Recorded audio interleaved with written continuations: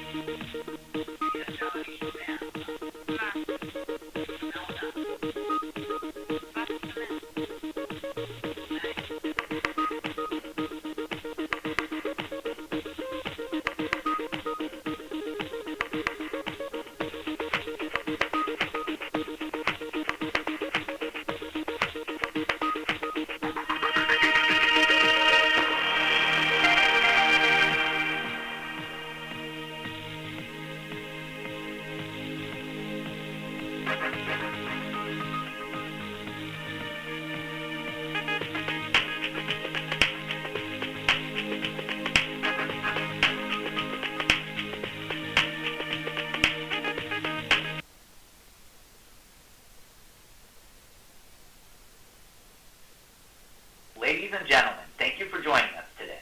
Welcome to Compugen's second quarter 2024 results conference call. At this time, all participants are in a listen-only mode. An audio webcast of this call is available in the Investors section of Compugen's website, www.cgen.com. As a reminder, today's call is being recorded. I would now like to introduce Yvonne Naughton, Head of Investor Relations and Corporate Communications. Yvonne, please go ahead. Thank you, Yanni, and thank you all for joining us on the call today. Joining me from Compugen for the prepared remarks are Dr. Anat Cohen-Dayag, President and Chief Executive Officer, and Alberto Sessa, Chief Financial Officer. Dr. Michelle Malera, Chief Medical Officer, and Dr. Iran Ophir, Chief Scientific Officer, will join us for the Q&A. Before we begin, we would like to remind you that during this call, the company may make projections or forward-looking statements regarding future events, business outlook, development efforts and their potential outcome, the company's discovery platform, anticipated progress and plans, results and timelines for our programs, financial and accounting-related matters, as well as statements regarding our cash position. We wish to caution you that such statements reflect only the company's current beliefs, expectations and assumptions, but actual results, performance or achievements of the company may differ materially. These statements are subject to known and unknown risks and uncertainties, and we refer you to the SEC filings for more details on these risks, including the company's most recent annual report on Form 20-F. The company undertakes no obligation to update projections and forward-looking statements in the future. And with that, I now turn the call over to Anat. Thank you, Yvonne, and thank you everyone for joining us on our second quarter 2024 call. I'm delighted to start this call by congratulating our team for the excellent execution on the high-quality COM503 IND submission, resulting in FDA clearance for initiation of a phase 1 trial. COM503 is our differentiated approach to harness cytokine biology to treat cancer, and I'll come back to this later in the call. There have been many developments in the TIGIT landscape in the last few months, and more are expected by the end of this year. Therefore, I thought it is appropriate to begin by sharing with you how we think about the field. We believe that Compugen is uniquely positioned and differentiated in the pursuit of the DNAM-1 axis as part of our COM701 COM902 triple combination.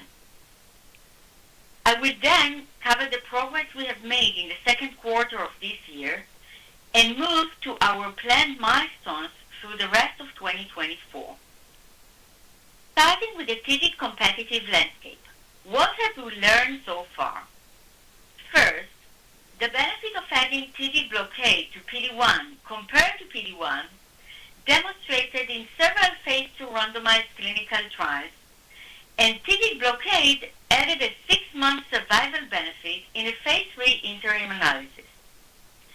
Second, the benefit of TIGIT blockade was observed mostly in PD-L1 high patient populations. Third, the nature of the TIGIT antibody matters. The use of an Fc-enabled antibody may not be tolerable in patients with early stage of disease due to potential immune-mediated safety concerns. And finally, a third component may be needed to be added to TIGIT and PD-1 blockade to maximize the effect. Some companies are adding chemo or ADCs, which may be an option for patients who can tolerate this combination. Compugen's data consistently suggests that PVRIG co-blockade provides added benefit. We believe an advantage of this choice is the favorable safety profile of IO combinations and the prolonged immune benefit that one might expect to achieve. We therefore believe that the success of the next anti-TIGIT studies will be determined by several factors. Firstly, the clinical strategy employed, which includes choice of patient population and combinations used. And secondly, the choice of an anti-TIGIT, Fc inactive versus active. Now, elaborating more on why the clinical strategy matters. Backed by our innovative research of the PVRIG pathway as part of the DNAM axis, Compugen's hypothesis has always been that blocking TIGIT plus PD-1 alone may not be sufficient, and that a third component, PVRIG, may be needed to optimize the potential of TIGIT and PD-1 blockade in certain tumor types and patient populations. Compugen's data suggests that unlike anti-TIGIT, anti-PVRIG may function across PD-L1 expression levels and may also extend the response to the PD-1 TIGIT non-responsive tumor types and patient populations. We're therefore currently pursuing a triple combination strategy, blocking PVRIG, TIGIT, and PD-1, and we pursue this drug combination in tumor types and patient populations that are not responsive to PD-1. This strategy helps us to directly prove a COM701 PVRIG-driven effect of a triple combo, even though we employ small single-arm studies. By assessing the non-responsive tumor types, our data will not be attributed to a PD-1 effect, but we also recognize that the signals that we may see in these very hard-to-treat tumor types will not be very high. Of course, this triple combination is also expected to add benefit in inflamed PD-1 responsive settings. In addition, our partner AstraZeneca is advancing development of rilvegostomig, their PD-1 TIGIT bispecific, providing a peak revenue target of greater than $5 billion, reflecting the potential of this asset. As the TIGIT component of rilvegostomig is derived from Compugen's COM902, this is a potential significant revenue-generating opportunity for Compugen. Elaborating more on the choice of anti-TIGIT. Not all anti-TIGITs are the same. Our COM902 anti-TIGIT antibody is an IgG4 antibody, and so it is naturally Fc-reduced, chosen with efficacy and safety in mind. We have always said that the Fc activity of the antibody should be disabled. The reason for this is simple.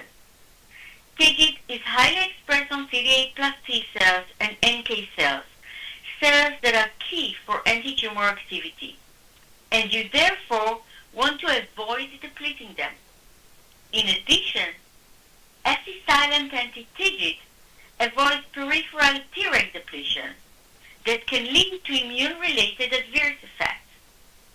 Notably, recent data may suggest that an Fc-active anti-TIGIT antibody may not be tolerable in patients with early stage of disease due to immune-mediated safety concerns. Moving now to the progress we have made in the second quarter of the year, continuing our track record in delivering our plans, we again executed on our promises. Firstly, we're delighted that the FDA has cleared the IND application to initiate a phase 1 trial for COM503, our potential first-in-class, high-affinity anti-IL-18 binding protein antibody licensed to Gilead. IND clearance, which triggered a right to a $30 million milestone payment from Gilead, further strengthens our balance sheet with an expected cash runway into 2027. We're well advanced in our planning and currently on track to initiate the phase 1 trial for COM503 in solid tumors in the fourth quarter of 2024.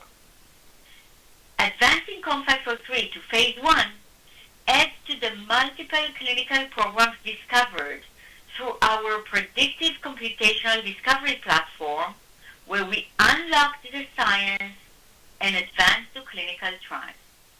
Secondly, we are on track to report data from our COM701, COM902, and pembrolizumab triple combination proof of concept study in patients with platinum-resistant ovarian cancer in the fourth quarter of this year, and I will come back to this shortly.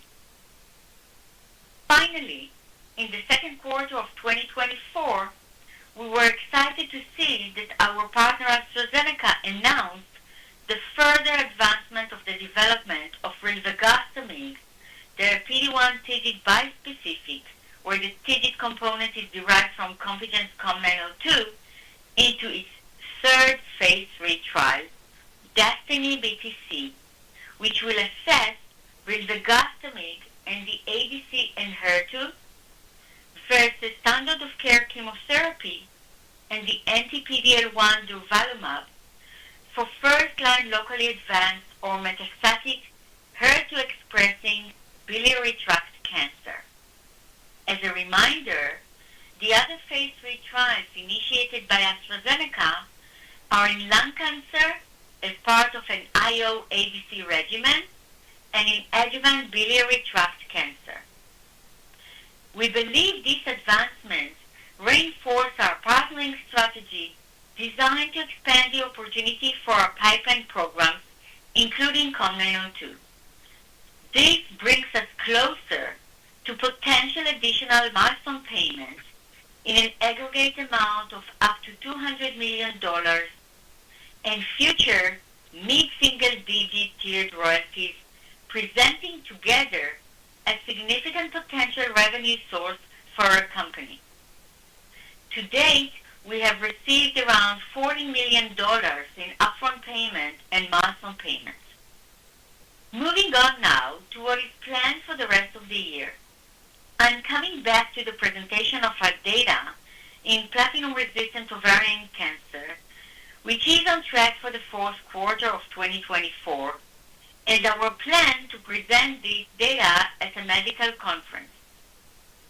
We believe that the totality of the data we have reported to date in platinum-resistant ovarian cancer patients is encouraging. In the prior cohort of patients, our investigators were excited to report durable shrinking or stabilization of tumors in some of the patients who had previously progressed on all available treatment options. We presented a 20% overall response rate, with some patients responding for over 16 months, which is favorable considering the median duration of response for chemotherapy is around 3 to 4 months, and in ADC is around 6.9 months. Responses were also achieved in the hard-to-treat high-grade serous adenocarcinoma patients, along with a favorable safety profile. To remind you, ovarian cancer was pre-identified using our computational capabilities even before we treated patients as high-priority target indication for PVRIG blockade. Of note, we also previously presented data showing COM701 monotherapy activity in a patient with ovarian cancer whose tumor microenvironment was immune desert.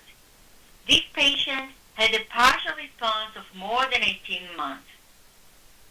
In the fourth quarter, we plan to present the baseline characteristics, safety, overall response rate, disease control rate, initial biomarker data, if any, and preliminary data on duration of responses for our COM701, COM902, and pembrolizumab combination. In relation to baseline characteristics, these platinum-resistant ovarian cancer patients were heavily pretreated, exhausting all other treatment options, and the number of patients were ADC experienced, reflecting the changing treatment landscape and the hard-to-treat patient population. Given that the only other treatment option for these patients would have been chemotherapy, we believe that it is the most relevant benchmark. As we have previously communicated, our goal is to assess whether we can demonstrate a similar clinical benefit to what we observed in the prior cohort. We believe repeating it in a larger total number of patients would confirm COM701 combinations are active. There is a significant unmet medical need for women with ovarian cancer who could benefit from alternative, potentially safe, efficacious, and durable treatment options. We intend to share our plans or next steps for our COM701 combinations at the time of data presentation. Finally, in the second half of this year, our partner AstraZeneca anticipates data from phase 1/2 ARTEMIDE-01 trial and the poster presentation from phase 2 Gemini gastric trial, which was accepted at ESMO 2024. With that, I will hand over to Alberto for the financial update. Thank you, Anat. I'm happy to summarize our financial results. I will start with our cash balance.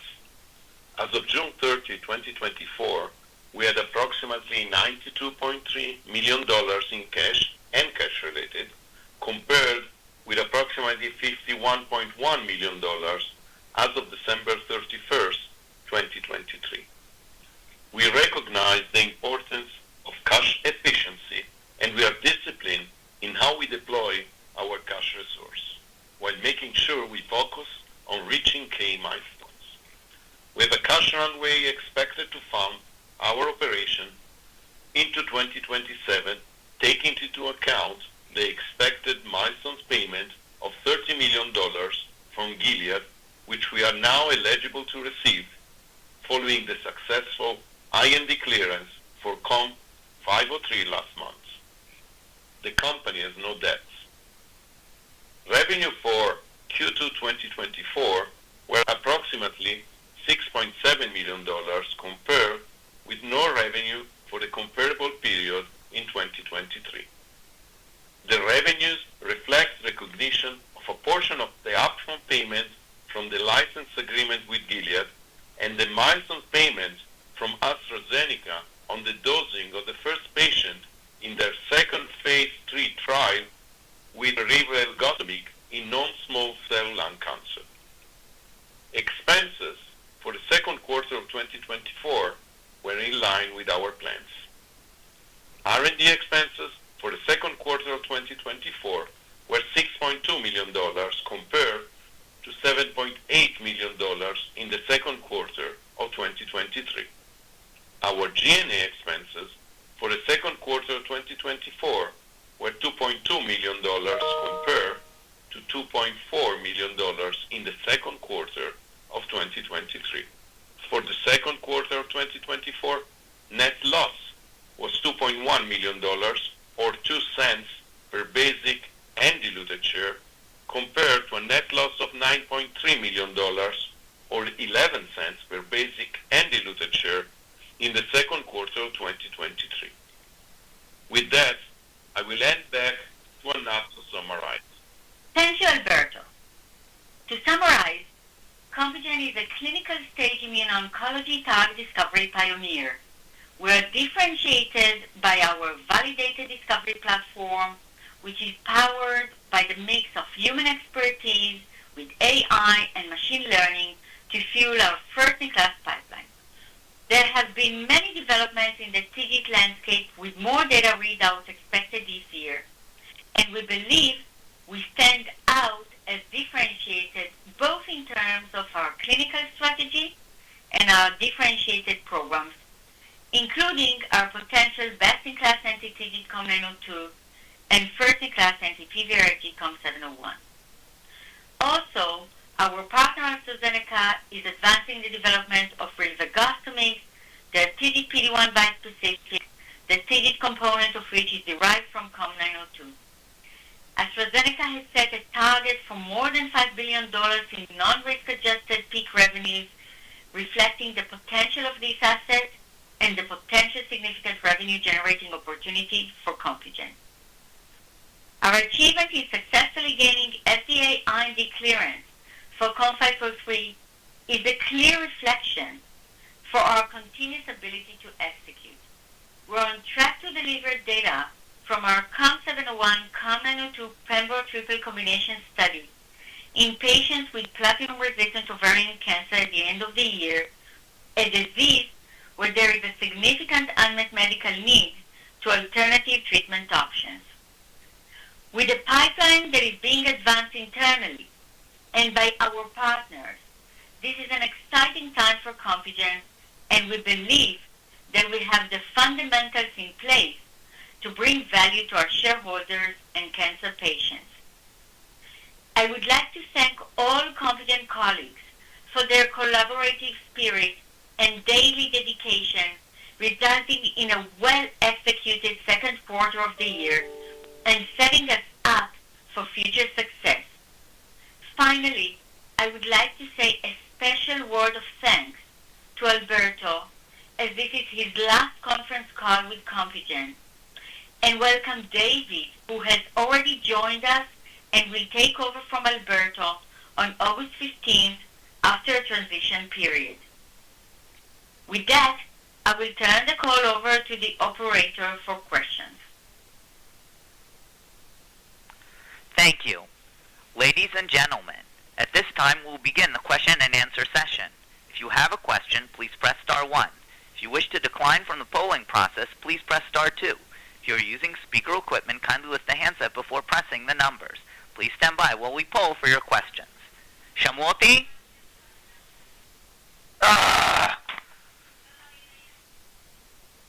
אבל את לא שמעת אותי?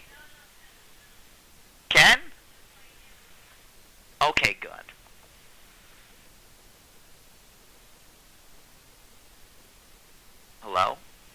Hello? Why?